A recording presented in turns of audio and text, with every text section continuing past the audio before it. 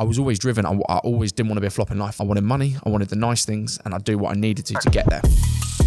James Exton, entrepreneur, influencer, and founder of London Muscle. So my first proper business is London Muscle. What about anything before that? Hustles, side things, anything from selling multi-pack sweets and crisps and drinks at school, anything I could to make a turn on, 100%. A man who's putting in the hard work and dedication. I was happy to put 18-hour days in, happy to finish at 2 o'clock in the morning. I did what I needed to, whether it's in the gym, whether it's in the new business startup. I'm applying that across the board as a skill. And on top of that, he dedicates himself to helping others, even including inmates. So you were training with the prison. They hadn't had something similar before where someone was in there as a business owner with good intention. I said, look, I'm not going to let you down. I'm a man of my word. I'll be in on Monday. Don't mess me around. Be here. And when you come out, we're going where you need to go. Throughout this whole episode, James constantly shares his knowledge and mainly keeping it real. And that's the sad reality of it, because people want the easy option, but sometimes maybe it's actually a better, more productive thing to have someone say, there isn't an easy option. Are you coming on this journey, or are you a wet cloth? Because if you're a wet cloth, this journey isn't for you and it's not going to go to where you want it to. So let's admit that. If you're 100% behind it, let's go.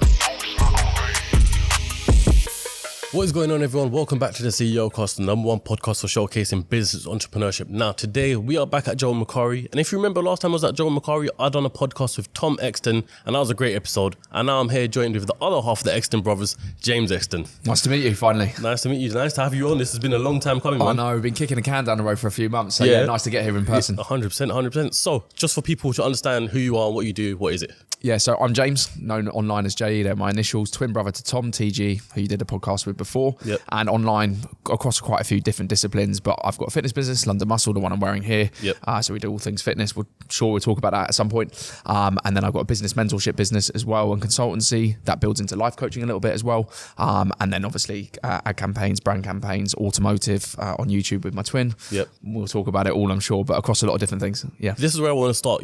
I grew up with two sets of twins in school, right? Right. One set of twins identical, and they were exactly like each other in terms of personality and the way they are and the habits. Everything was the same. And then I knew another set of twins who were completely different, like two worlds apart, and you wouldn't even understand if, obviously they were identical as well, but if you didn't know that, they were just two different worlds apart. So I want to kind of understand the twin relationship between you and Tom. Yeah. Similarities or any differences 100%. That you've got. Before we get into it, make sure you subscribe and set the bell notification to all so you never miss a single episode.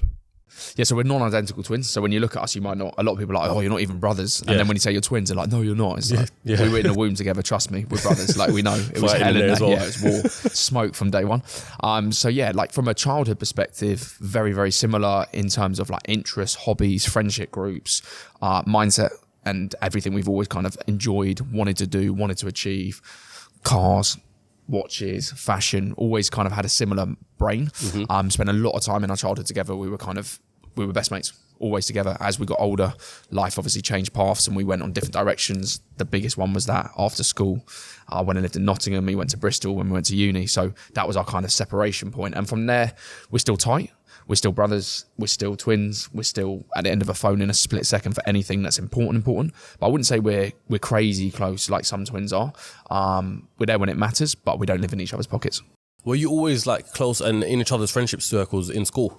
Yeah, so we had the same friends at school, not exclusively the same. So we had like our own friends, but we had a core hub of people that were friends together, but we'd socialise in our own respects. Outside of school, we would socialise with the same people, yeah. So this is where I want to start. So obviously everyone knows there's the business that you got now, which is LDNM, right? Yep. And also other things that you mentioned there as well. And when I was doing my research last night, I came across the fact that you qualified as a barrister. Yeah, so that was my start in life, yeah. So that was a complete different transition of everything. Yeah, 100%. So what made you want to go from a barrister to LDNM? Yeah, so what's interesting, and I guess people watching this as well, you start in life with a kind of journey. So when I was a kid, I didn't have a clue what I wanted to do. As I got older and as a teenager, I still didn't really know what I wanted to do. I wasn't like, I'm always going to be a doctor or a fireman or a policeman. Like some people have that vision from day one. I didn't at all. As I got older, I started to get involved in certain things in life and friendship groups, and I started to get an interest in crime. Take of it what you will, but I found that world interesting. And I was like, yeah, but I think it'd be interesting to be defending people and working out how people get away with not get away with offences, but get represented fairly, justice prevails, all those kind of things. But also I found a loophole side of things just from a kind of an academic point. I found it interesting. And I always knew I wanted to do something that had success to it, something that was a career, something that would make me something in life. That's how I saw it.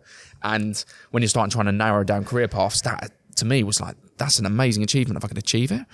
And so, I wanted to be a criminal defence barrister. I started to think I want to defend people, I want to be stood up there, the man in the wig, the man talking, the man defending, the man working in prison and working in all these different environments. And throughout school, I was always driven. I always didn't want to be a flop in life. I wanted money, I wanted the nice things, and I'd do what I needed to get there. And that, as you get older, you start to find paths that can allow that. So I always did my work at school. One thing I thought, if I do my work, it can only help me. I wasn't naturally a brainiac, like a boffin, but I did my work to get an end result. And the end result for me was going to be success. I didn't know how it was going to look. I didn't know how I was going to get there, but I thought that's going to give me my foundations made of cement, not jelly. So that's what I did. And we'll go back to it. But I qualified as a barrister. So I ended up going to law school up in Nottingham, went to the best uni I could go to with my grades. I got the best grades I could physically get with my brain power. Went to one of the best unis for law, got a scholarship to be a barrister, which was nice because they saw sort of like a normal kid had gone into this and they needed that in the profession. So I got a scholarship on my merits there, which was amazing, like vote of confidence. I went to law school to be a barrister, and that's what I wanted to do. Sat here now, own multiple businesses, don't operate in that sphere directly, but I still do a lot of work in a prison network, which we'll probably discuss. But I did crime, and I wanted to do crime because it was a passion. And I think anything you do in life, if you don't enjoy it to some extent, it's going to be short-lived, or you're going to end up hating your career. So I specialised in crime. That's what I wanted to do. So when you were in school growing up, was crime always in the path that you wanted to pursue? Like, GCSEs, A-levels, when you're working towards those grades, was it in your head that, okay, I'm going to be a lawyer? I was interested in it, but I wasn't thinking, I had this idea that like lawyer sounds good, like as a sort of before GCSE age, so still quite young, early teens, you're thinking, I kind of need to start thinking about life here. Where am I going to be in 10 years' time? Not that deep, but I need to have a think about it. And then as I got through GCSEs towards A-levels, and you're either going to go off into the wide world and work, and I was obviously already working in different spheres, or are you going to go the uni route? And I never really thought about uni. It's like, I always want to go there and party. Like, it wasn't my thing, really. I could do that without going to uni. Yeah, of course, yeah. But then that's when I started to hone in. So like end of GCSE age, I was like, there's a career here, and then I need to do these subjects to get to it and sort of like take advice on that. So it was at that stage, so late teens. Well, late teens, fair enough. Yeah, like mid to late teens. So I want to ask, what was your upbringing like then? Because to be interested in law, what area did you grow up in, you and Tom? What area? Southwest London, yeah. Southwest London, yeah. So it's around sort of here where we are right now? Yeah, similar, not too far. Yeah. Okay, fair enough. So what was that area like growing up? So look, I've had a roof over my head. When I was a younger kid, obviously I lost my father, but I've got my mum and dad were both around when I was young. I had love, I had warmth, I had all the things that we take for granted. So I'm not going to sit here and say I didn't have a good upbringing. I was very privileged in that respect, and I understand what that looks like. I work with plenty of people that don't have half of those things, if any of them. So credit to my parents. Thank you. Were your experiences in life any different to Tom's, essentially? Like, let's just say, for example, you're at school together, you go after school, some boys, hang out with other people. Yeah. What was your sort of crowd like? Our childhood, our upbringing was really, really good. Our parents did our best, but we were naughty. We were naughty kids. From the moment we went to primary school, but both kicked out.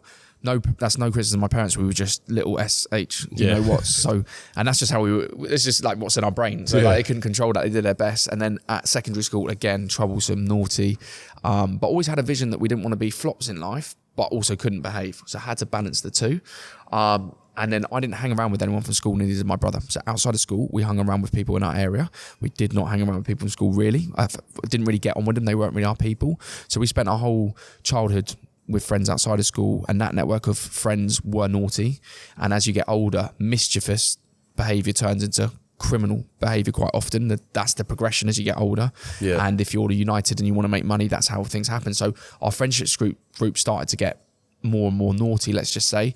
And the severity of what people were doing got more and more naughty. But we hung around in the same group of friends, and people took different pathways at that point. That was the fork in the road, if you like. Yes. So what I'm trying to understand is that point where you done law, was it also in the back of your head of like the experiences you've walked in life and the people you've been around? 100%. So that only got stronger, that vision of doing that.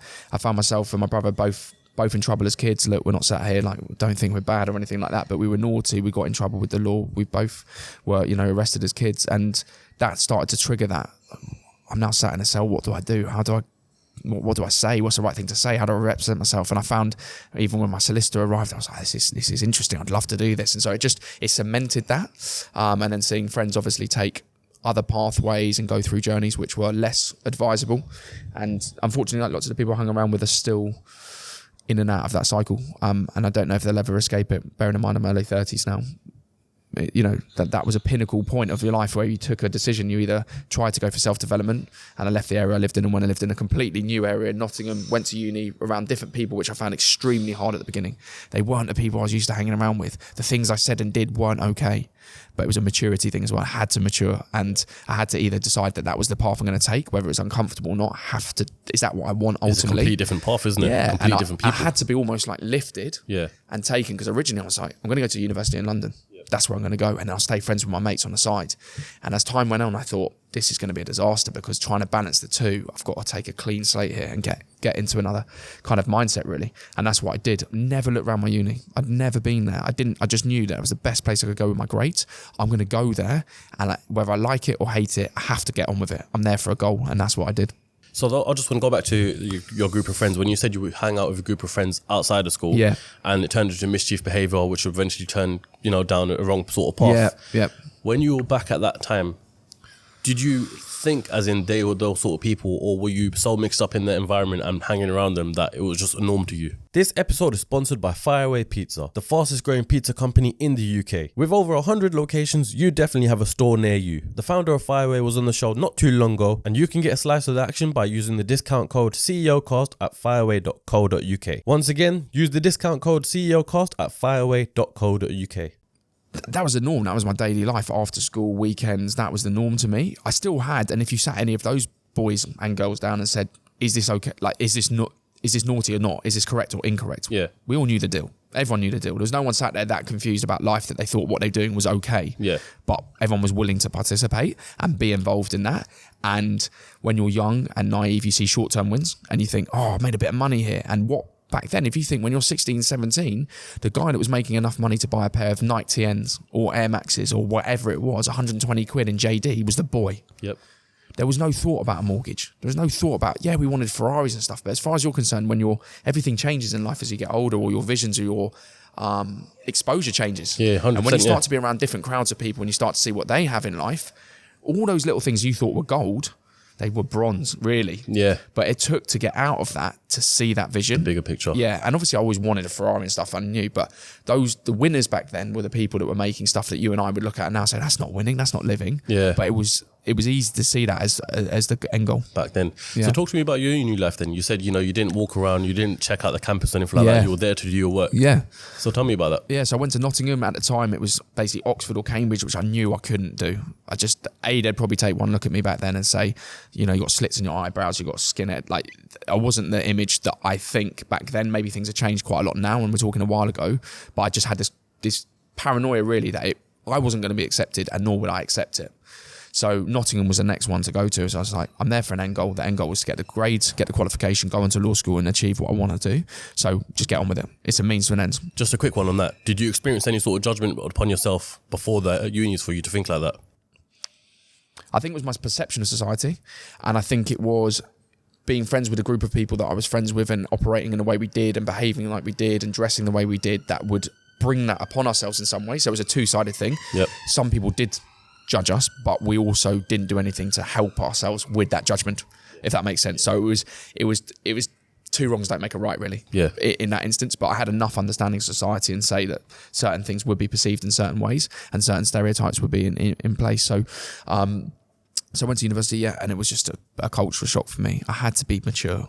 I was 18 going on 12. I thought throwing food around and misbehaving in lectures and throwing rubbers at lecturers, but I was doing that on my own, thinking that was funny. I was just a kid, really. And everyone around me was obviously a few stages ahead in life and a bit more, or they might have taken a year or two out before thinking this guy's chaos, what is he doing? Yeah, this guy's an idiot. So naturally I didn't make friends. Yeah. It was unlikely I was going to make friends. Why would you make friends with this idiot? I made a very small group of friends that I perceived to be normal, and they were on what we call, say, on the level of people that had a good mindset but were non-judgmental, not too boring, and that was enough for me. It was a fine balance, basically. Yeah. And again, I did what I did at school, so I used to train a lot. I got into the gym there, started to use gyms in the community in Nottingham Town Centre, started to make my own group of friends that were locals that lived in Nottingham that we trained with. So I had my own kind of friendship group outside of the uni as well, which kept me kind of normal. And then obviously at weekends, I'd say most weekends, I used to just come back to London and still hang around with and still keep my foot in the door with friends here. So I never really embraced the uni experience for me. They had the people that turned up and were like, oh my God, I can party. My mum doesn't know I'm getting home late. I didn't have a childhood where that was a problem. So I didn't feel like I had to go and lose myself there. I was being a little whatever anyway. So it was just really, it was like college, really just get my work done and get out. It's funny you say that, because when growing up myself, the people I'm around who had strict parents and stuff in school, and they had to be home by a certain time and whatnot, they all moved out to go to uni, and they became wild childs, literally, like reckless sort of thing. Yeah, I saw it happen. People turn up innocent, happy, but so easily misled, start taking drugs, doing whatever, just like pile on weight, start smashing drugs, just destroying themselves within a few weeks because they felt like the shackles had been taken off. Whereas my parents I had respect for my parents, and I'd push the boundaries, but I would never disrespect my parents. I always had that sort of level with them. So there was a level at which I wouldn't go beyond. They made their opinions clear on things like drugs, smoking, but it was never so strict that I felt like I couldn't do it. Like there was never such a punishment in place that I think, oh my God, I can't do it, and then get to uni and think, now I can do it. Yeah. It was always kind of like, look, we don't really wouldn't really approve of it, and ideally don't want you doing it, but you're a kid. Yeah, so you're going to try. Do these things, so innit? Yeah. There was enough flexibility to allow me to enjoy my life and not feel too locked down. Yeah. To decide whether it was for me or if it wasn't for me. I'm sure in Nottingham Uni, or any uni for that matter, regardless of what it is, you'd still got some of those people who have become the wild child essentially, right? So did you not come across any of those sort of people in uni? Yeah, all the time. But for me, it was cringe, because I look at the people that were the cool people, that were the wild childs, like you're talking about, and think, but my childhood's been funnier than that, and the stuff I find funny isn't that. So for me, doing what I was doing with my friends outside of that, I found that funny, and we would look at the people doing initiations at uni, like my group of friends from back home, and look at the people that were cool, they're doing whatever they're doing, and be like, nah, sneaky, that's not a thing. So I didn't look up to that stuff, but the people that were lost would jump on that and be like, oh, that's the thing to do, because that's cool. So I didn't feel like I needed to be led. I felt I was my own character by then, and I made my own decision in life of what I wanted to do. I didn't have that empty void that I needed to feel popular or whatever. You see, when I went to uni, it was like the same sort of situation for me. You had two groups of people. You had either had the nerds, as you will call it, studying in the library all the time, and then you have the people who are, doing malicious behavior sort of thing. So I tend to hang around those sort of people, because growing up in the environment I did, that's all I knew anyway. So it kind of was almost like a comfort zone / this is what I know. And I think that led me down the wrong path of uni, and I didn't complete uni probably for that reason. I think looking back at it, if I was to go back to uni today or tomorrow, I think I'd be able to pass with flying colours, just because my whole mindset is different. It's crazy, isn't it? I think it's a big thing that you got to have the mindset. I was lucky in the sense that the degree I did as well, even though at the beginning I was like, I can't associate, but these aren't my kind of people, I can't really gel with them, I don't find I've got anything in common, it's just boring. I was lucky because my whole lecture hall were, let's face it, 99.9% nerds. So as much as that wasn't entertaining, when you're in a small group, when you go to like a seminar and there's 9 of you, can't really be behaving like the way I was. No, you're gonna look like a donut. Even if your mates were around, they'd be like, you're a nerd. Soon you had to become in the nerd. You had to be a chameleon and mold and change your colours to your environment, and that's what I had to do. But that allowed me to be kept in check, really, because I was now the exception and I was the odd one out. So I had to accept that at one point, which, like you're saying, was the right thing. If I had in my whole 50-50 split, I would have been you. I'd have jumped on a bandwagon of stupidity, the madness, the chaos, whatever. I would have been in that 100%, and I would have been trying to ringlead it and been at the front, like hyper. So I'm quite lucky I didn't really have that, and my halls were civilized, everyone was civilized, so I didn't have those temptations, which is quite lucky. And the bit of the people I did train with that were the crowd we're talking about and my friends back home, that was just to train and go to the gym. And because my uni and my demands of lectures were so full on, it was a full-time, I can imagine, was just full on. My split of time between the nerds, if you like to call it that, and the normality of life was like 90-10. So there wasn't enough of that 10 to pull me in. So I was quite lucky, but I still found myself in Nottingham wrapped up in funny situations with interesting people. And one funny story, actually interesting story, I used to train in a bodybuilding gym, and the guys I trained with were very clearly renowned people in Nottingham. One of the gyms I went to was one of the most known underworld people in Nottingham, owns all of the gyms, don't mess with them. So I ended up becoming really good friends with him because I sold him a whole set of dumbbells I took from London in a van and sold them dirt cheap. So I slowly started to be kind of friends with people. Did you know who he was at the time? Yeah, you couldn't not. Okay. You knew everyone knew, sort bulletproof vest. Like, you knew driving a Bentley with a bulletproof vest, you knew something was up. Really polite, but don't mess around. And the lads I trained with as well, I kind of got the vibe. I knew, and I started in Nottingham. You had like 3 gangs basically. It's a triangle, and they all just hate each other. And I knew where they were from, and I've done enough life experience. I knew what was what, but perfect to train with. And really weird is a bodybuilder I started training with, and he was training with these lads not training with these lads, but sort of like nodding at these lads. And he started talking to me. Turns out he was one of the most well-known barristers in Nottingham. Well, the geezer you were training with? Yeah. So I've recognised his face, and I'm looking at him, and he's a bodybuilder or something. I don't want to really eye him out, and if he thinks I'm screw-facing him, I'm going to cause myself trouble. So I recognise this geezer. He was from court. I'd seen him in a wig, so he's in the bodybuilding gym, but he's a prosecution barrister. So I'm like, I want to talk to this guy because it's good networking opportunity. Yeah. But I'm training with these lads that ultimately are troublesome at Nottingham, but he's in the same gym as them. So how's that working mixing? Out? Yeah. So at the end of the session, I've gone over to him and said, I'm so sorry to disturb you, but I recognise you from court. And I'm actually on the bar course up here qualifying as a barrister.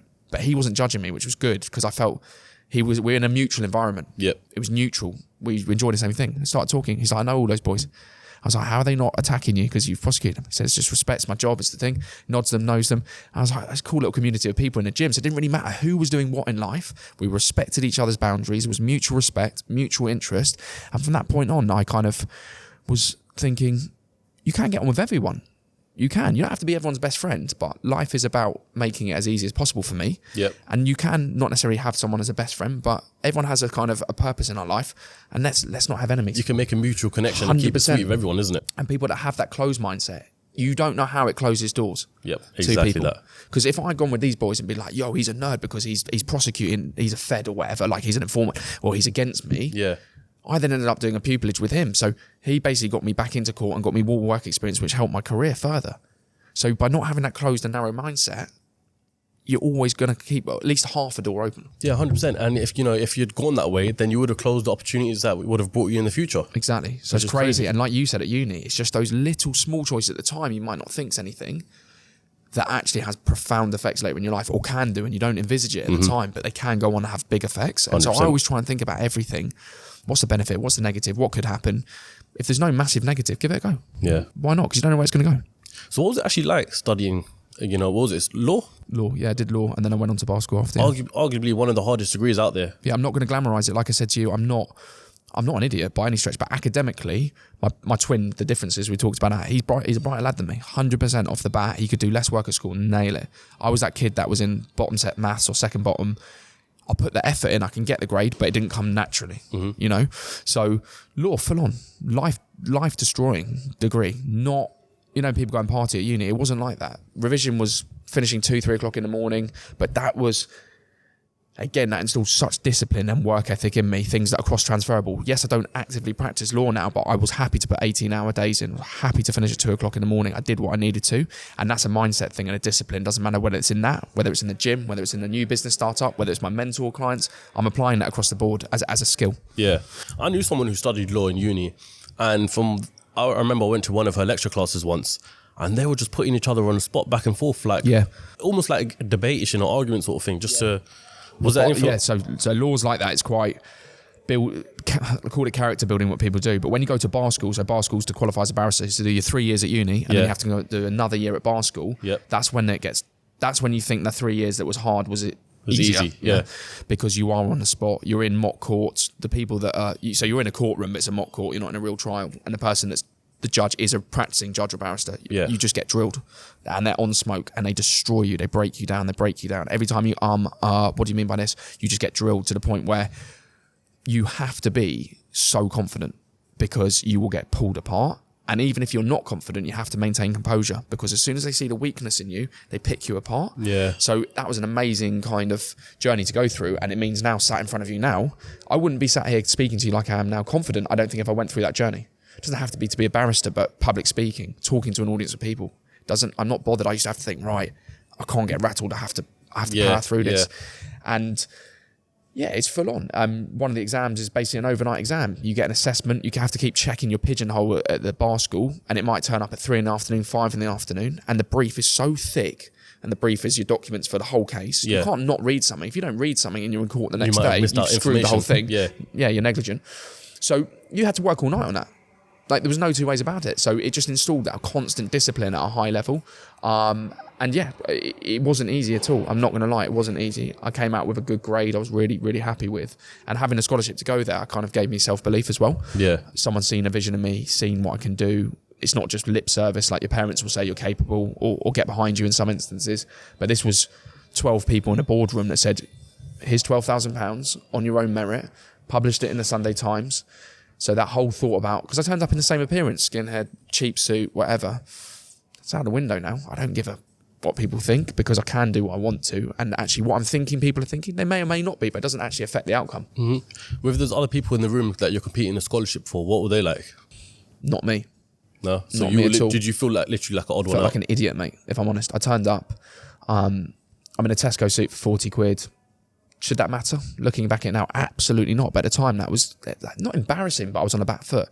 Everyone's in 3-piece suits, so I didn't even know what a waistcoat was. I've seen one in my life. I'm thinking, have I not read an email? I'm sweating, sitting there thinking, this is difficult. Yeah. But no one's really acknowledging me. So the nerds are acknowledging each other, but I've walked into them. I don't know what they're thinking about me, but in my head, I think I know what they're thinking, and that's enough to rattle me.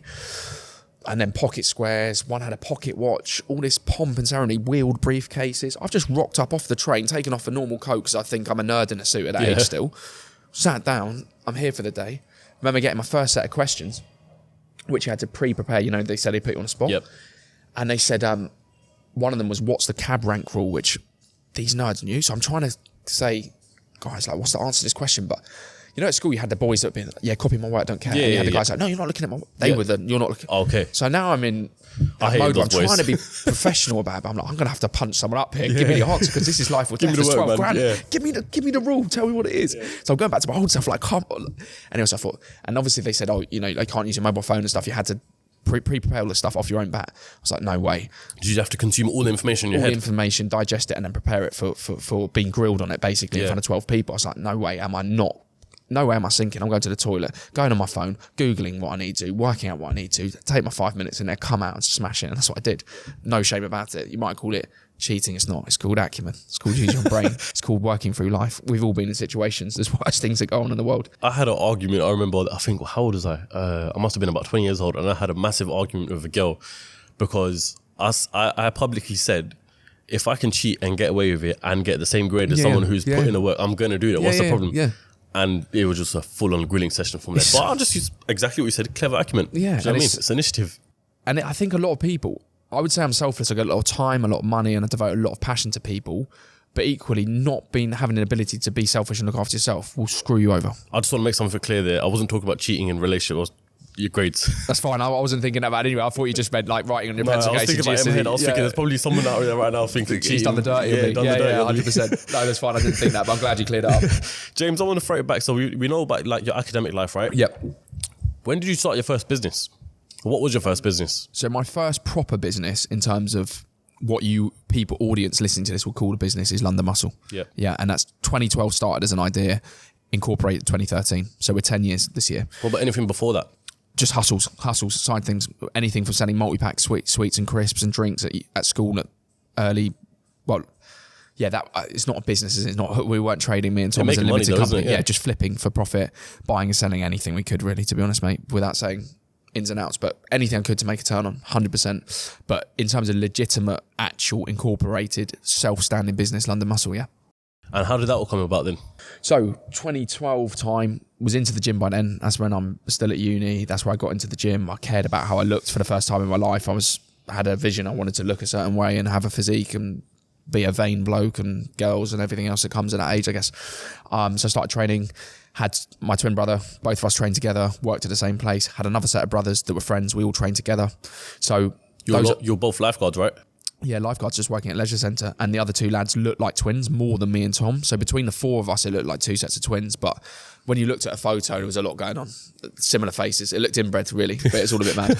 But we were all professionals in the sense that Tom and I, obviously, Tom qualified as a solicitor, I qualified as a barrister. So we had something different. We weren't in the fitness world, but we enjoyed fitness, and we opened that vision really to people that were professionals or non-professionals, but non-fitness workers, basically, to achieve a certain physique, what was realistic, what was natural.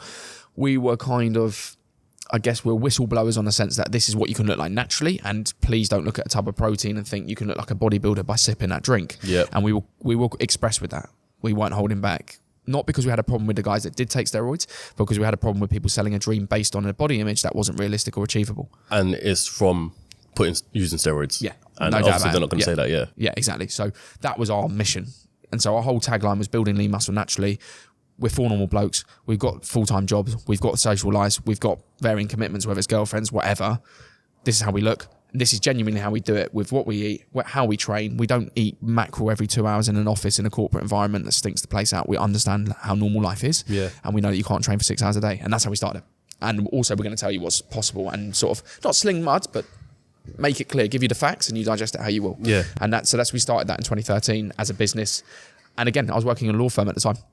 Oh, so you're still doing the law firm at the time, yeah? So it wasn't, I was never going to be, that was never even envisaged to be a business when I started. It was just 2012 time, 4 boys, people knew of us locally, by no means a following. It's before the days. Were you back in London at this point then? Yeah. Okay, yeah. Living back in London. It's kind of when Instagram started. Yep.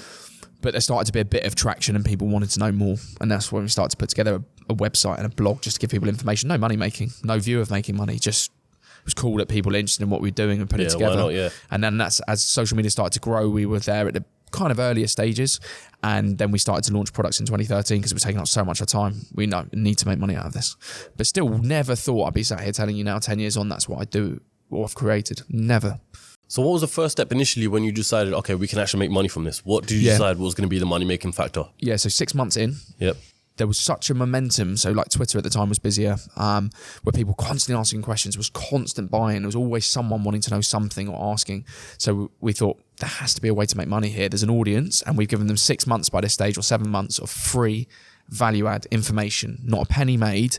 These people, if we start to launch more comprehensive products of the information we've given them, they're not going to have a problem giving us money because they've had 7 months for free and they like us and they like our advice and they're not going to even really see it as spending money. They're going to say, you've built this guy's looked after me. And the belief. Yeah. So 2013, we thought, and it was before really people did digital fitness. We thought we'll sell information, we'll sell them their workouts. So each week we used to send round on a Sunday, what was called Chess Sunday. It was $1.99 a week or 99p, one of the two. Chess Sunday? Yeah, Chess Sunday. We used Not Monday, no? No, we were rewriting the rule book. Yeah, we were pioneers. Mate, International Chess Day changed. Yeah, we were bucking the trend. But we used to send around a weekly workout and people would pay for that. Okay, not life-changing money, but enough volume you do okay out of it. But it was something in the kitty, something in the pot would make money out of it. That did quite well. Yeah. I don't mean as in it didn't change our life with money, but it did well enough that we knew there were people that were there and we knew they were willing to spend. From that, then we built out a comprehensive product, was let's address a full week or a full month of training at the time and some nutrition points, built that into a £29, £30 product, which is what we still do today on a whole new level and different price point, what have you. And that did actually better than the $1.99 because people wanted... In fitness, I think they quite often like to spend money because they're more accountable. They've spent money, and that started to do well. And that was the kind of beginnings of the digital side of that business, which we still run and are known for today. How many factors are into the business now? Obviously, you got that which is still running, I believe. Yeah. So you've got the digital side, which is what I just discussed. You've got male and female side products. Whether you want to lose weight, build muscle, you come in 12 weeks. We've got you sorted with support, everything under one roof. Supplements, clothing, and education. Education being if you want to qualify a personal trainer, we run that up in one of the most premium gyms in London, one of the industry leading providers of the regulated qualification. And James, I want to say this as well, right? Speaking of education, correct me if this is a segment part of the business, I believe, but this is one thing I really respect and rate you for. Is I believe it's called rehabilitation for the prisoners, right? Yeah. So talk to me about that because I genuinely think that, credit to you, man. So going back to my kind of career, if you like, my choice to be a criminal defence barrister, we started running these courses up in central London, private paying courses for anyone that wants to come on a course and qualify as a personal trainer. And one of the guys that came on the course up there was a prison officer. And I know sometimes prison officers get stigmatised, let's just say, as kind of like a bouncer bit in a prison. Yeah. But this guy was switched on, really nice, clean-hearted, and worked in the prison system not to beat people up, or not saying that people do, but he wasn't in it for the smoke. He wanted to see people come out and not come back in, and genuinely cared about that, which I didn't have much experience, but that was nice. That was refreshing, and I thought, do you know what? You got something here. So I said to him, when he was on the course, I said, I've got an idea. Just let me come in. Just let me come in. I kind of know what to expect because I used to work in that environment from all my work experience and stuff with the criminal law firm I worked for as well. I've been in that environment. I've worked in that. So please just let me come in. I've now got a business which is successful. I've now got an opportunity that I can help people. I can now mentor people. And I feel like I'm in a position to give these guys a genuine out. It might not be what they're interested in, but I know that the gym is particularly popular inside us for obvious reasons. Anyway, long story cut short, he just got me access. I did all my vetting stuff to get in, got security access, went in, and I didn't say who I was. I just went into that gym and I trained. And people started to recognise I was a new boy, whatever. I was in a fresh pair of trainers. There was little things that people knew that I hadn't been there for a long time. So you were training with the prisoner? Yes, I was working just in a wing session, so like normal wing session, and people started to watch me train. And I was in a young offender, so I was a little bit older than those guys. Or was it a DCAT prison? No, Feltham Young Offenders. So it's anywhere from on the A side, like they've got juvenile side, but the guys are with 18 to 21, 22. Okay, yeah. So adults, and a lot of these guys look older than they are, yeah. So I was training in that environment. So there was 50-50. Who the hell is this? But is he an inmate? Is he not? Anyway, I was doing a lot of different things in there, and I was like physique-wise probably more developed than quite a few people. So naturally it was a buy-in. Anyway, got talking, and the officers were watching it and saying, there's a buy-in here. Anyway, long story cut short, started to get a good reputation, and good rapport with a couple of men, helped a load of people with them, just there to give information and help people and discuss what I did. So I started to say, yeah, this is my brand, and like even people, those tracksuits are sick. Like I've got my music brand, how do I make tracksuits? So there was so many conversations flowing straight away where they hadn't had something similar before, where someone was in there as a business owner with good intentions to allow them to open different chapters and even just discuss an idea or sit there in their cell for 23 hours a day. The guys are clever in there. A lot of these boys, they're trapped and they want to come up with something, someone to listen, someone to feedback, someone to motivate, someone to mentor, and I saw value in that. So I started to go in regularly. And the first boys I started to work with, I said, look, I'm not going to let you down. I'm a man of my word. I'll be in on Monday, but don't mess me around. Be here. So we started to get a nice respect and mutual relationship. And then they do run the same course we run privately outside in there. But there was a disconnect. The officers ran it, and a lot of the officers and the guys that are in custody don't necessarily have the best relationship. Yep. Some do, some don't. But it's different because they're staff. I'm not staff. I'm a third party to come in. I don't really care what you've done. I don't really care who you are. I don't really care if you're in a gap. Like, none of that stuff really matters. If you're here for the right reason, let's do it. Let's not talk rubbish. Let's just get on with it. Yeah. So started to do that, and I started to run this course alongside the officer that I'd met, who was brilliant and still is, and still in good contact with him, to not just teach the course, because they've got great tutors in there, some of the officers are brilliant, but to provide that added value, which was when you get released and you're 6 months away now, 3 months away, keep your head down. When you come out, I'm here. And when you come out, we're going where you need to go. If you haven't finished the course in there, I will fund you privately, myself, out of my own pocket. I will get you to the end point. If you have finished, let's get you into employment. I know when you're coming out, let me start having those conversations with reputable employers. I know I've got a track record with my academy, but don't mess me around. It's my brand. It's my stamp on you. So that we've built this respect. Don't let me down. I won't let you down. It's been an amazing experience. Yeah, because some prisoners come out and sometimes they go back in because they don't know what else to do. Yeah, and given so the opportunity to change their lives. It's and I'm not saying that I reckon out of my own pocket, I've probably sunk 30 grand of my own money in. And I think I could probably pull to your podcast today 30 men that could sit here. I'm not going to talk. I'm going to let them talk and tell you their experience of what I've achieved. It's a hard one online to narrate. People do stuff for clout. It's so hard for me to put up, look at what I've achieved for this guy. I want to, but I don't want to be, people think I'm doing it for the wrong reasons, because I'm not. Yeah. So much of my stuff sits under closed doors. It's the same thing. I don't want to make it sound like charity work, but like when I do charity work, I don't even put it on social media or nothing like that. It's something it's between you and that other thing. Yeah, exactly. In your case, it'll be you and the other prisoners. Yeah, exactly. And me, other charity and whatnot. And I'll showcase it if it benefits the gentleman I'm working with, the man I'm working with. So, for instance, a couple of the PT guys, it's good for them to be on social media, starting to build their profile, starting to build their brand and everything else. So I will use the fact that I've got a following of some description to help them build their following, and I can add that in. And I employ 2 of the guys now. Oh, is it? Yeah, and I would say they're lifelong friends, people that have been through an interesting journey. It's just it's just a relationship there, which is very different to a lot of the flaky friendships you see on social media, where we've been through a journey, we've done stuff for one another that I couldn't put a value on. And there's just the most happy birthdays or just little nice messages I get from the guys I work with in there, where there's just I find it an easier platform to navigate than fake people online. Yeah, because there's no hidden agendas or anything like that as you would see online. No. Talk to me about that 30 grand, because 30 grand is no joke to come out of your own pocket. Yeah. But how does that make you feel? Do you ever look at it like, oh my God, that's 30 grand, or you're just like, fuck it, it's 30 grand? And I want to know the difference it makes in your life. Yeah, I'll be 100% honest. I've done a fair few things of life. I've made success in many ways, whatever that looks to people, but I feel like I've done okay for myself. The fulfillment of doing that I couldn't put, if you said put a number on it, I couldn't. So the satisfaction level of doing that and being able to, social media is great, isn't it? But there's so much rubbish on it. Yeah, of course. To be able to use that platform and the stresses and strains that come with that to bring about genuine good, not fictitious good, doesn't have a value. Mm-hmm.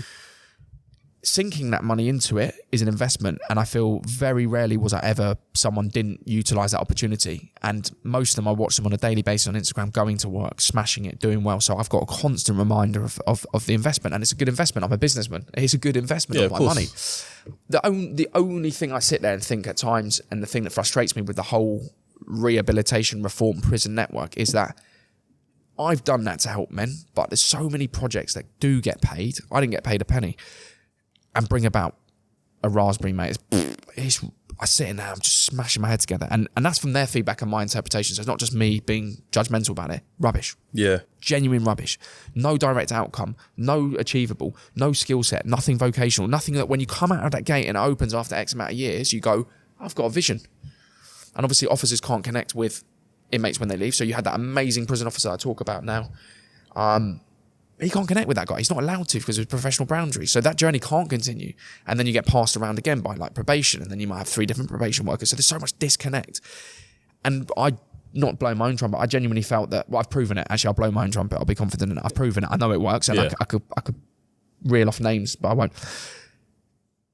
I do begrudge to some extent the fact that my journey to find funding, not for my own pocket, I've always said with funders, I don't want profit.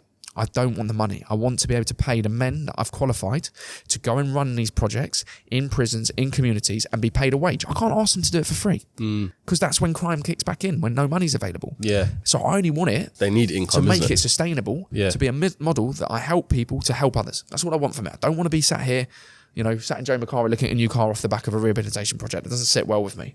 And I find that bit infuriating. And then when you see money go into other projects where you're thinking, what a load of shit.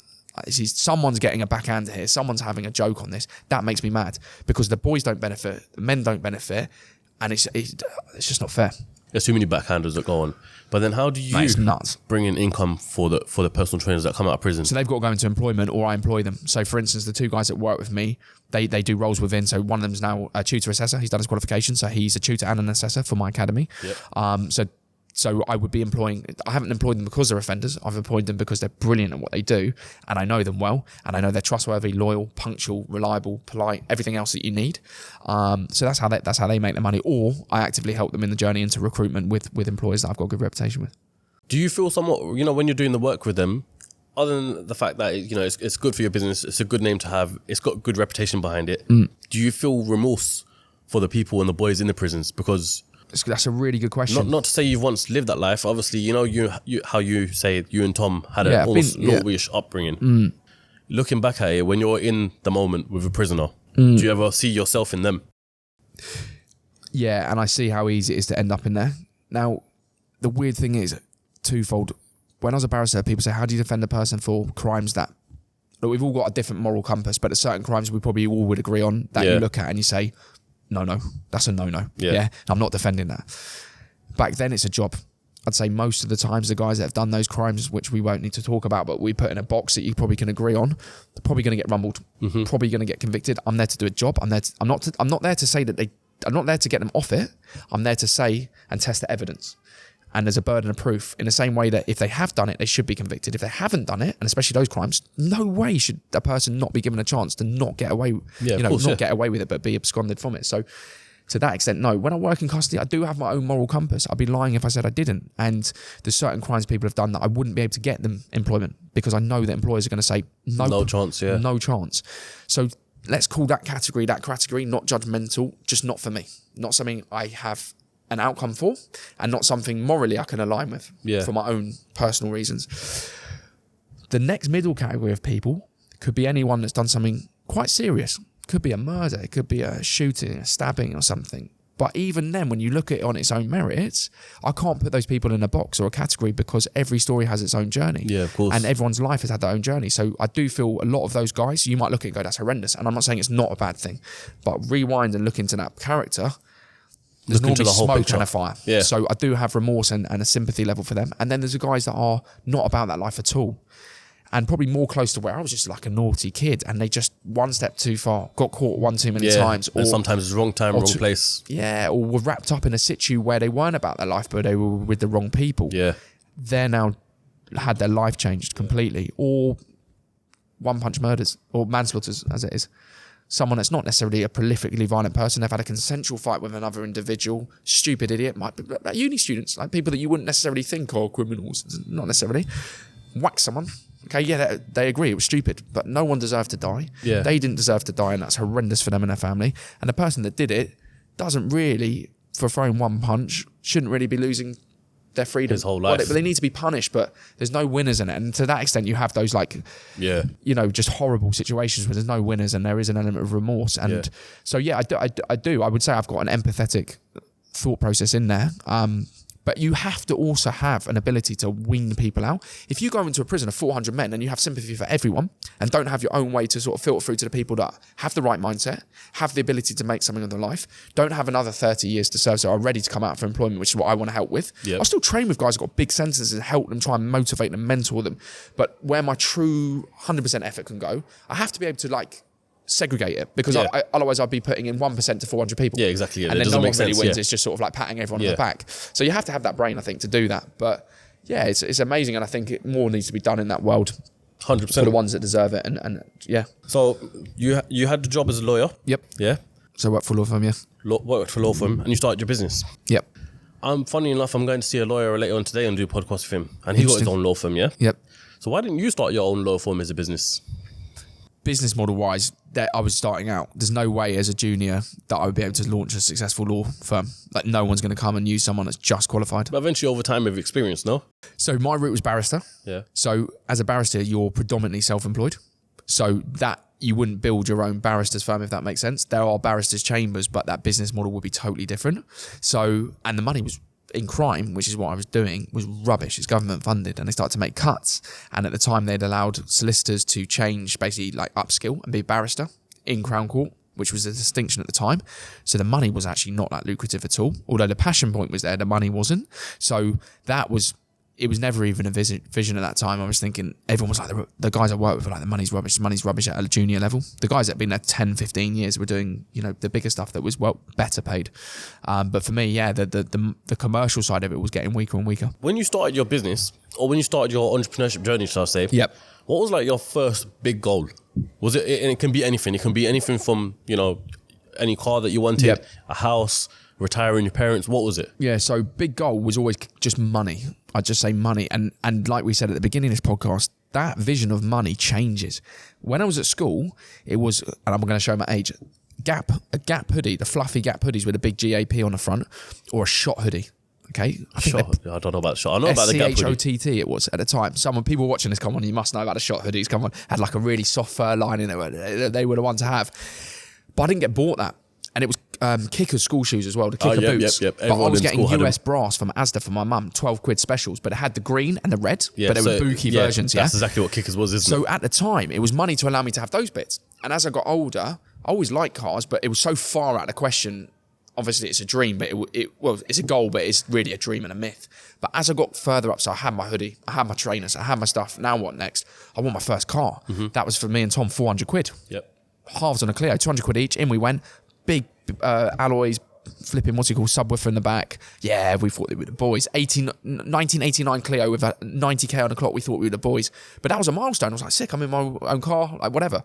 And as that changed, the next thing was, I want a bit more of a performance car. So I went to a Citroen Saxo VTR. $2,000 at the time, flipped it for 2.5 a year later.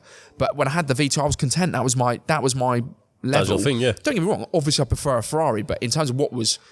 You can have a goal and you can have a dream. I think if you chase the dream straight away and don't go through the stages, you get demotivated because you're now in a Saxo versus a Ferrari. That's rubbish. You can't just dream of a Bugatti tomorrow. Yeah, and that's what drives me mad about people. They're like, bro, I've been doing this 6 months and I haven't got this. It's like, well, let's do it in stages. Like, there's a reason why ladders have rungs. You don't just jump up a building. So, and then Saxo went to like a Megane F1 225 turbo Renault thing I wanted. Then it went to a Focus ST. Then went from Focus ST, what did I do after that? Mercedes SLK 55 AMG, 17 grand. So I've gone through those penny stages. And then obviously the horizons, the dream now starts to become more in reach as you go through. And each of those stages motivates the next. So now suddenly, $2 grand's gone to 5 grand, 9 grand, 17 grand car.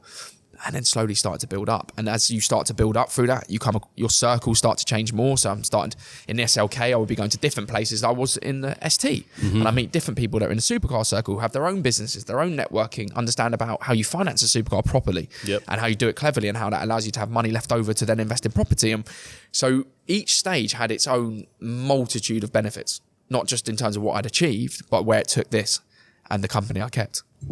So yeah, the goal always shifted. Obviously, I wanted my own house and cars and stuff, but on a generic level, I always wanted my own home. I always wanted a car. Always wanted the nice things in life.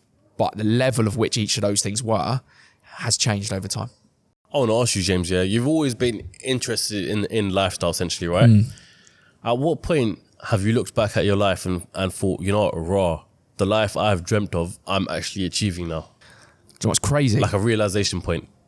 I'm grateful for it and I respect it and I understand where I am and I feel very lucky. Not lucky, I put in a lot of hard work, but I'm content. I don't think I'll ever be at that point where I look back and go, I've made it. I don't think my brain thinks like that. I'm always on to the next thing. And I think, okay, there are a few people in the world that can sit there, but I would say most of those, look at Jeff Bezos or someone, do they sit there and go, I've made it?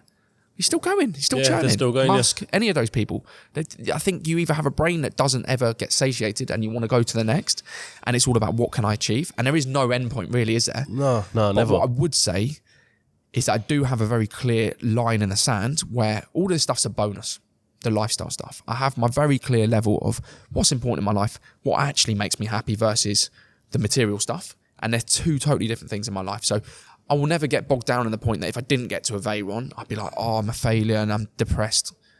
If I get one, great. If I don't, it's not going to affect my baseline quality of life, which is health, family, done. How important is that to you over everything else? Mate, that's all that matters. 100%. I think the moment you lose sight of that and get wrapped up in the social media world and the cars and stuff, take away my Range Rover or whatever people may look from the outside and go, oh, that's sick, I'd love that. Yeah. Take away that, I'm happy. Yeah? Take away my health, I'm not. Take away my mum and my brother, I'm not. Some things are negotiable, some things aren't. So I think if you lose sight of that, I think that's dangerous. I think you're done at that point. Like sadly, it is a dangerous thing though, because people see people on social media and they get inspired by the lifestyle that they have and think that having a Porsche 911 Turbo S, for example, is a be-all end all. I must have that. I don't care about anything else. Don't care about the family or friends. I need that Porsche. Yeah. Do you know what I mean? And that's the sad thing about it. The other side of social media. It's delusion. Yeah, delusion. And when you get in that car, let's break it down. If I live in London, I've got a supercar, okay? From the outside, sick. Every speed bump, every traffic jam, every petrol station, every time you go somewhere, where do you park it? Your tax, your insurance, your congestion charge, no number plate fine. So, don't get me wrong, I'm not moaning about it. I'm just saying to people only see the roof off and like, a nice grid post. They don't see life. They don't see the bills coming in. They don't see the ag, the servicing. They don't see any of it. And they think they want it, but they don't have the full package of someone to say, actually, is that making me truly happy? Okay, cool. Work's finished for the week. It's a sunny day. Yeah, I'd enjoy driving a nice car. I'm lying if I said I didn't. But my 90% of my life isn't made complete by that. No way. How do you stay within the right circle of people? So, for example, you do business with Tom. Yep. And I've met Aaron as well. Yep. Both great guys, yeah. Yep. And both entrepreneurial in their own rights. How do you maintain a group of friends who inspire your mindset? Yeah, good question. I think you have to be brutal and cold people. I don't mean saying to people, I can't speak to you anymore, but as your life changes, naturally those people start to become less and less frequent in your life. They have less and less reason to be in your life. They might have a reason to be in your life because they benefit from you, if it's clout, money, whatever. Yeah. But in terms of what do they offer to you, you have to be quite clinical, I think, about it. My social circle is extremely small. I wouldn't say I'm a loner by any stretch, but I keep my true social circle, who I truly trust people, truly tell people things. It's on one hand and probably half hand. Why though? Because I don't see the need for everyone to know. If it doesn't add value for someone to know my business or be connected that closely to me, they're not in it. So my brother, my mum, my girlfriend, and 3-4 friends probably. No, fair play. I'll go if we walk through certain parts of wherever we are and we're, hello mate, all right, who's that? What's your mate? It's cool. They are friends. They're people that I cast as friends, but I'm talking about that true close friendship group of trust is different. There's people that you know, and there's people you class as family, essentially. And I don't have the time, I don't have the spare time to go and socialise all the time anyway. So naturally, I end up being the person that, why would they keep inviting someone out that's constantly working or constantly training or whatever? So naturally, I just end up spending time around people that are doing the same as me, which are normally people that are like-minded. So the mindset that you have, James, yeah, everything else, family and those sort of elements are important to you, right? Now, I don't want to touch on this too much, but you lost your father, right? Yeah. Losing him, did that change your mindset in any way? Yeah, I think it made it more brutal and more clinical in a sense that life can go.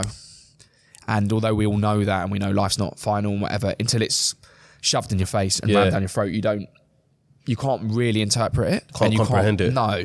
And I'll be honest, even when you go through it, I don't think you fully comprehend it, but you have it, shown to you enough. So would you say cemented what I already had, but I think it's allowed me to be more, it's made me a stronger person in terms of, I don't really get rattled by things now. I don't really care about the little things. They don't bother me. They might do for a few minutes, but it's given me a mindset which is able to, it's a context thing. Everything now can be compared to the worst point in my life.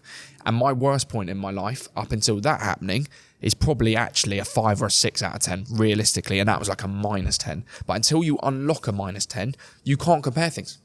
So everything, if you've had a really lucky life and everything's gone your way, then something that is, to me, absolutely not an issue would be 10 out of 10 problem. But when you've had that experience or something similar, and we all go through our own struggles, no one's life is perfect by any stretch, but something so shoved in your face, then you do change. I think as a mindset thing, you do change as a person, and you do realise what truly matters now. And that's the only positive that it's a huge positive to come from it, and I'll take as much positive out of a negative as I can. But yeah, that's changed my mindset. And Tom's 100% as well. Flicked a switch in his head. He's so driven. Doesn't care. He's so, he's like, and I think that was strengthened by that situation where nothing really matters and you're able to kind of deal with everything. Was it brought upon you guys suddenly for you to have a change like that? Yeah, in terms of like what happened with my father or? Yeah, in terms of like, what was it, a sudden sort of passing? Yeah, 3 months start to finish. Oh, is it?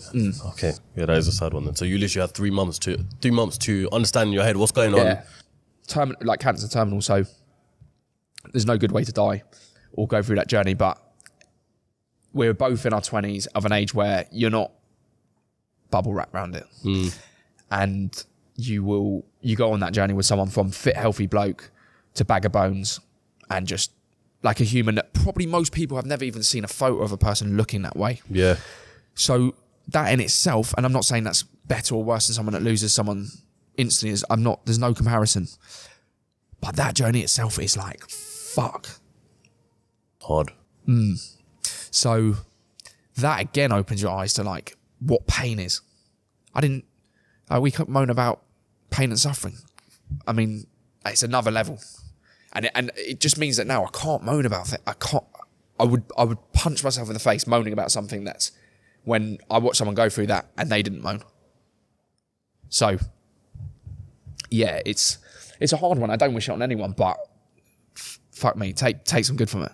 Yeah, I'm fortunate enough and touch wood that, my parents are both still around, and I do know quite a lot of people have lost at least one parent, and they do say that it literally changes their whole life and the whole perspective of life mainly. Yeah, 100%. From being the person like, if I'm around them, they're always interested in money, cars, influence, whatever the case is, and then they lose someone and they deep their life in a split second and realise, I don't care about none of that. Yeah, I think that point, 100% right. I never lost sight of reality. I've never, even when my dad was around, I always knew what mattered, but that just hammered it home. And that's a good thing, 100%. And it changes your mindset one of two ways. It either poisons you in the way that it's such a horrible thing to deal with.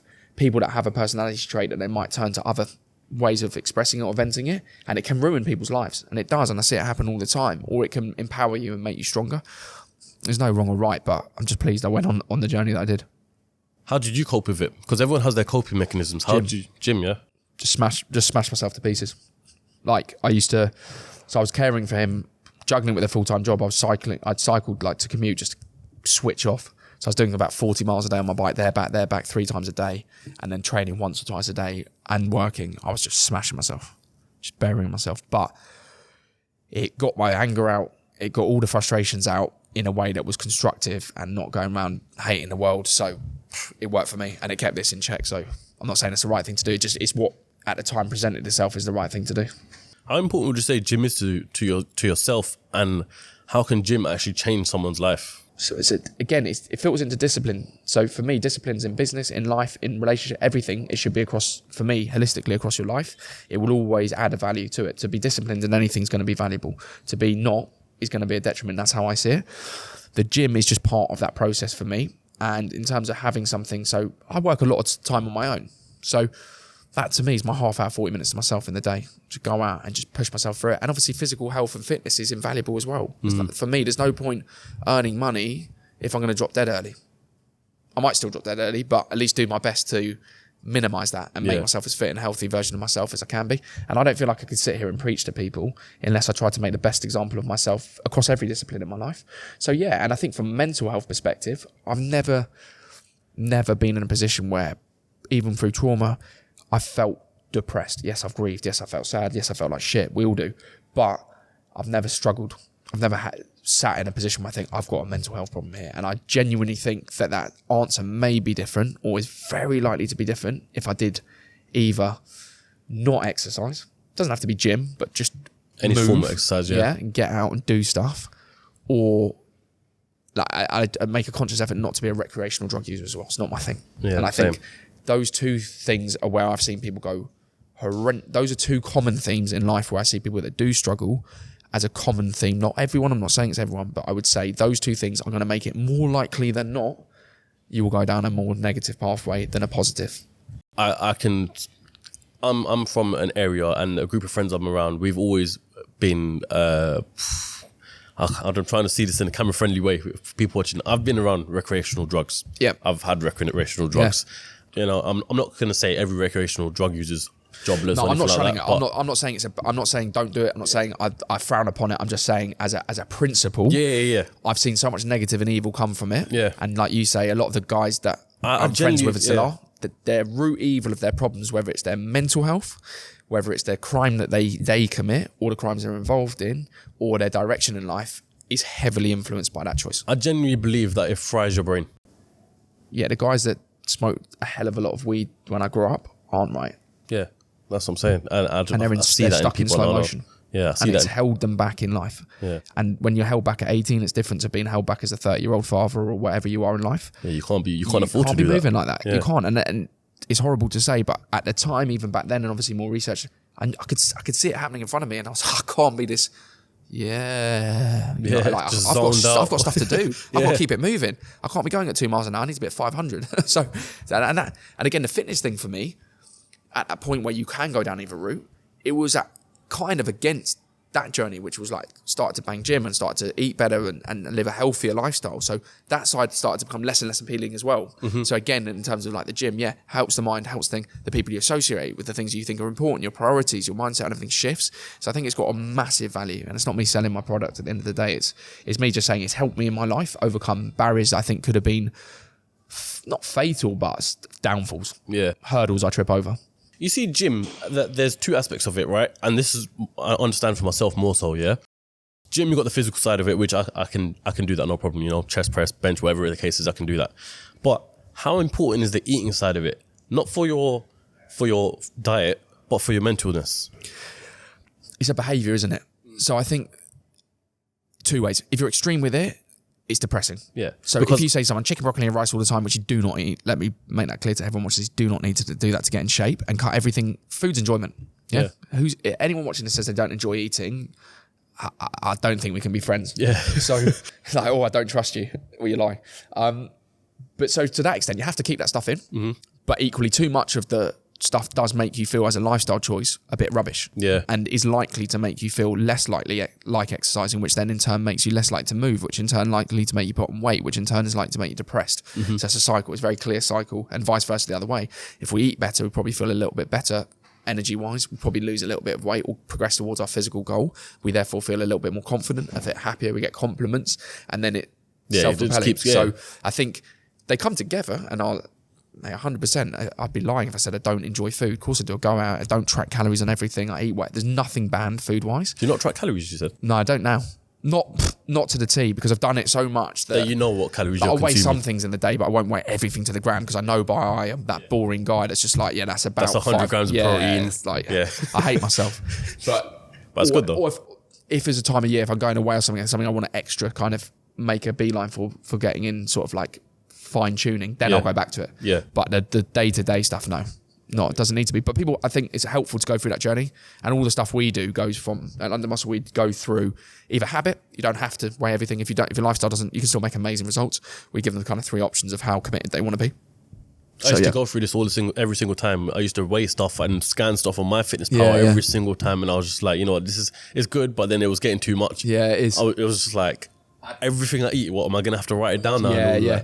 I think it's important but even just by scanning it, you kind of, when you look at stuff, you can see now, what that represents. Yeah. So you're more educated on it. Therefore, you make a more educated guess, which would influence the outcome. So it's still a worthwhile journey even if you don't stick to it. But overall, would you say eating healthy and having a balanced diet is a much better mindset for you? Because I think it just wraps you up in a healthier, like cleaner mindset. 100%. 80-20 is the kind of a rule I try and apply. 80 in favour of health, 20 in terms of the stuff you enjoy, and I think that's a good balance. Everything's balanced, but I would say definitely on the side of more healthy than not, just because of the behaviours it invokes and the way it makes often people feel. And following you on Instagram, you're always up in the mornings, cycling, in gym. You're always been in a routine, right? I want to say from pretty much from school, it's some sort of routine. How important is it to maintain a routine? Invaluable, especially as a business owner or someone that doesn't have rules, doesn't have a boss, doesn't have someone telling them to get up in the morning. If you're going to go down that life where you're self-employed and entrepreneurial, I think not having a day structure, routine, or any sign of that, you just end up being a free spirit. If you're driven, fine, but being a lot more organised will always elicit a better response, I think, and better productivity. So for me, I always try and have those.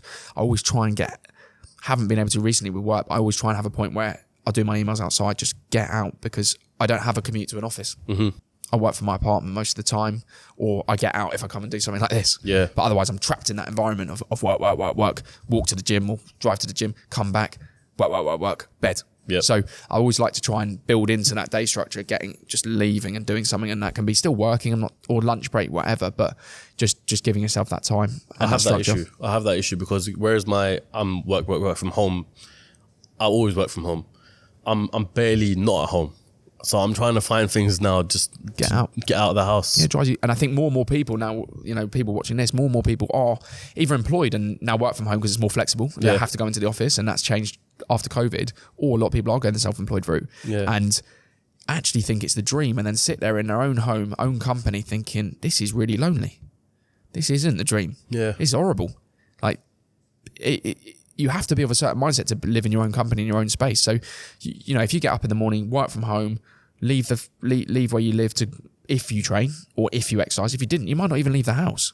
That's crazy. Yeah. And that isn't healthy. You must be in prison. It goes back to the realities of being an entrepreneur. Do you know what I mean? Yeah, and making that journey as best you can, and actually telling people, how does that sound to you from leaving your 9 to 5? Do you even realise that your 9 to 5, do you value the fact that you actually get up in the morning, you actually get out of the house, you actually move, you actually speak to people, you actually have interaction, you can watch people, you can have a laugh, you can have a bit of banter, guy comes in here or whoever, you're having a bit of interaction, or you're just listening to other people's interaction. Do you even appreciate that there's a value to that? Because when that's taken away from you, or you don't operate in that, it's a weird environment. Yeah. You're having a conversation with yourself throughout the day. Yeah. Or you live a WhatsApp life. WhatsApp life, that's a dangerous one. Yeah, and actually human interaction, unless you're a real recluse, without it, it can be tough. It can be really tough. I want to ask you a question actually, your work revolves you being online. Yep. Yeah, on your phone. Yep. Whether it's sending people messages, keeping things updated, you're always on your phone, Instagram, whatever. Yeah. So do you take any opportunity you can to not be on your phone? In my own company, on my own, it's the better the devil, I'd rather be involved and know what's going on, and people are WhatsApping, needing stuff doing, and being aware rather than burying my head and just putting it in a locker and hoping for the best. When I'm with my partner, who's also in the social media world, we're both very clear. There's no problem with either of us being on a phone. That's never a debate. It's never an argument, or it just wouldn't work. But we both try and be so boundary orientated. If I'm out for dinner, it's this. Yeah. Yeah. No.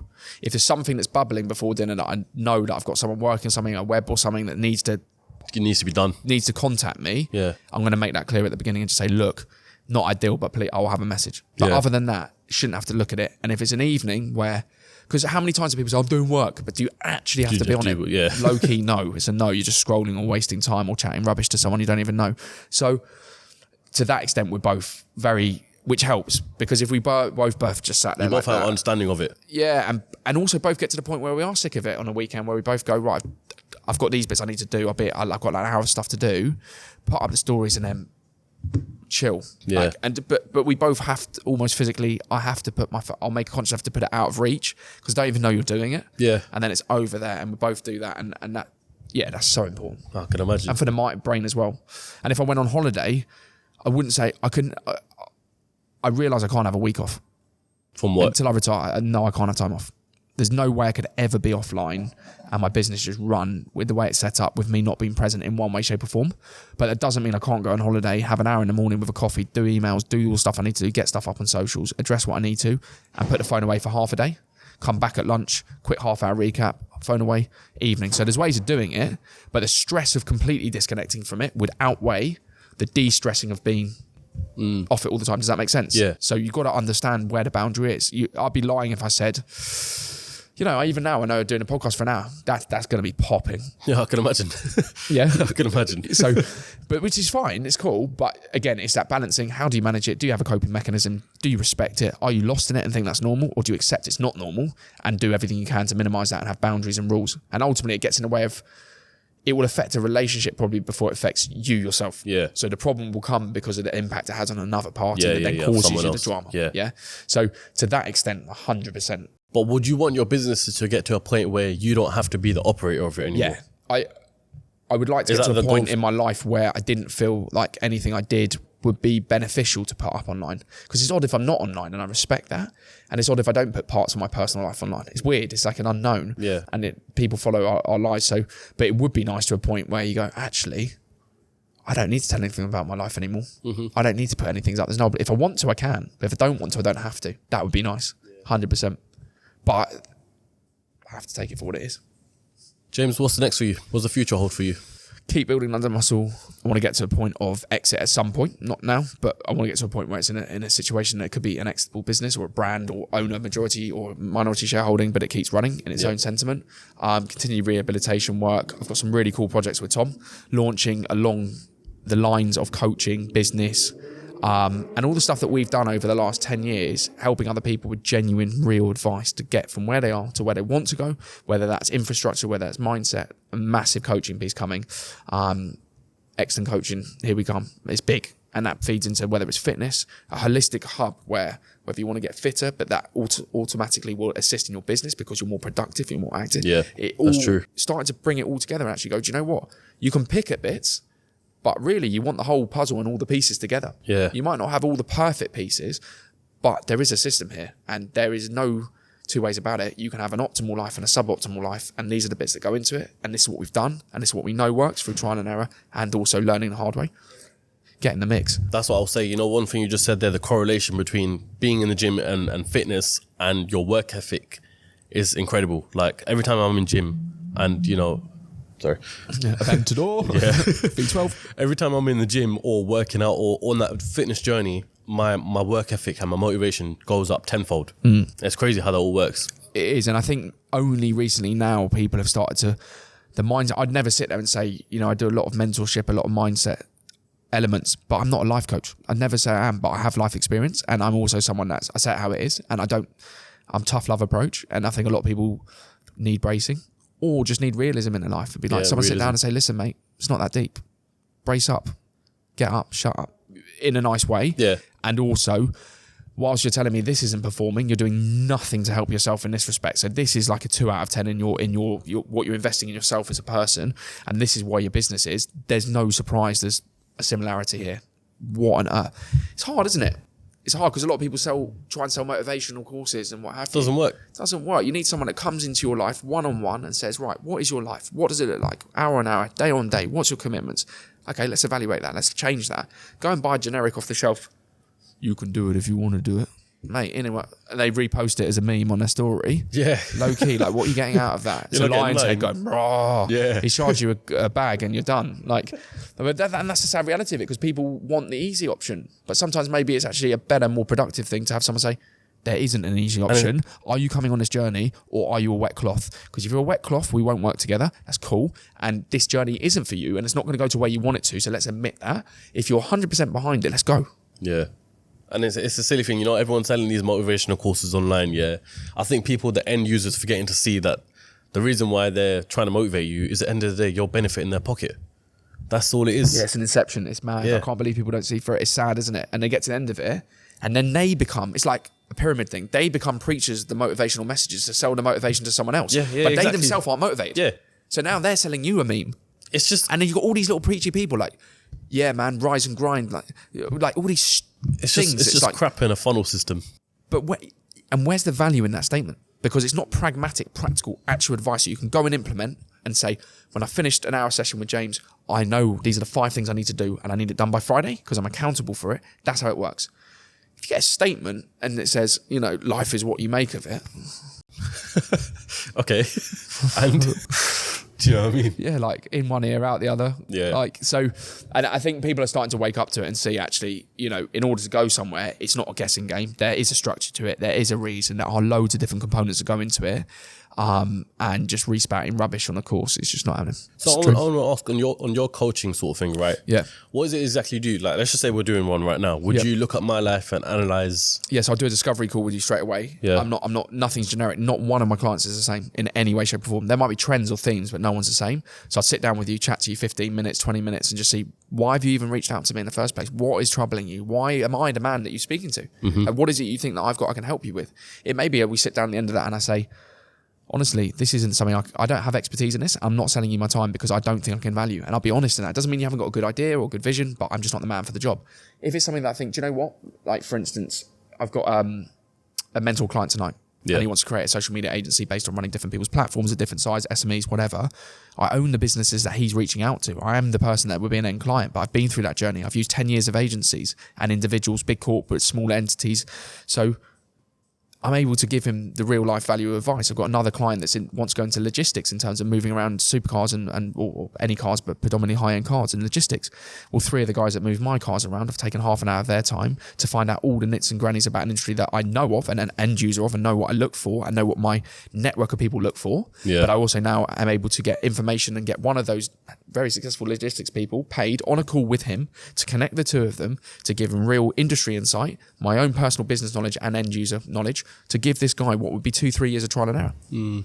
So, you know, it's one-to-one bespoke mentorship. Like, it really is, and only on stuff that I'm on board with. So how do people, if people are watching this right now, want to reach out to you? Yeah, just drop me a message on Insta. Simple as that. It's like I don't push it as a proper business entity like it is, but it's done with people that I feel like the fact that someone reaches out to me shows enough motivation. I don't want to be going out throwing Facebook ads at you, forcing you to feel like you owe me money to come in and be motivated. Yeah. If I'm paying to get you to know about me, I would want you to be off your own back, taking that positive effort to go, I want to make a change. That first thing someone might not think is a big thing. That's quite a big step. You actually bothered to get off your bum and make a difference. That to me is a good eye opener, and I start to assess people's personality based on how they interact. And so, yeah. But that's going to become more formalized into it. Now it's so busy, and now I've never actively pushed it, and I've got so many clients. Some are just life. You sit there, you and I, and some of my clients will be just dealing with breakups or just life experience and stuff and think, have you been through something similar? Have you not? Or lost a parent? Some people might want to chat. I'm not a counsellor. But people listening to this will resonate with what I'm saying who have lost a parent. I don't need to be a counsellor, but they might just ask, how did you deal with that? Or what do you think is a good thing? Anything I give on this podcast is life experience. I'm not saying it's right. I'm not saying it's wrong. I'm telling you my life. And people would rather know true experience rather than made up experience to sell it for money. And blokes, we don't talk. Yeah. So if someone feels like they know me online, it's easier to sit there and have a conversation with me. I feel like I know you from Insta. It's easier for me to talk to you openly. Yeah. So if they feel like they've got that relationship, they followed me for years, they've been through my journey or whatever, it's so easy to have a conversation with me. Put them in front of a stranger, it's all just a you bit. wouldn't be able to know or anything, that doesn't know about cars or doesn't know about the things that interest them in their life. They Yeah. feel like, who's this randomer? Exactly, yeah. So it's an industry. I think more of it needs to be done, but it's going to be big this year. Big.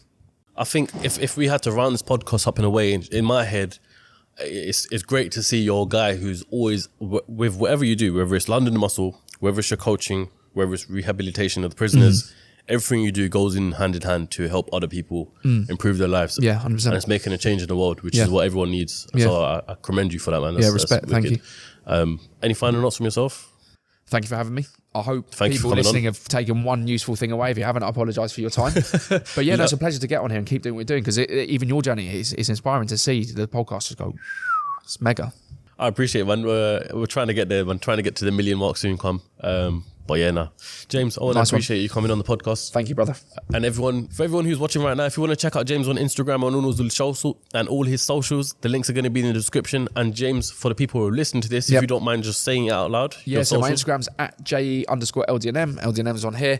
And website's ldnmuscle.com, so ldnmuscle.com. But yeah, hit me up on Insta if you need anything, all under muscle. Yeah, sweet. And if you're listening to this on Spotify, Apple Music, or any sort of podcast platform, make sure you leave a review on there. I don't know, I'm looking at the camera, they're not going to be looking at me. And make sure you subscribe and tune in for next week's episode on CEOCAST. Peace.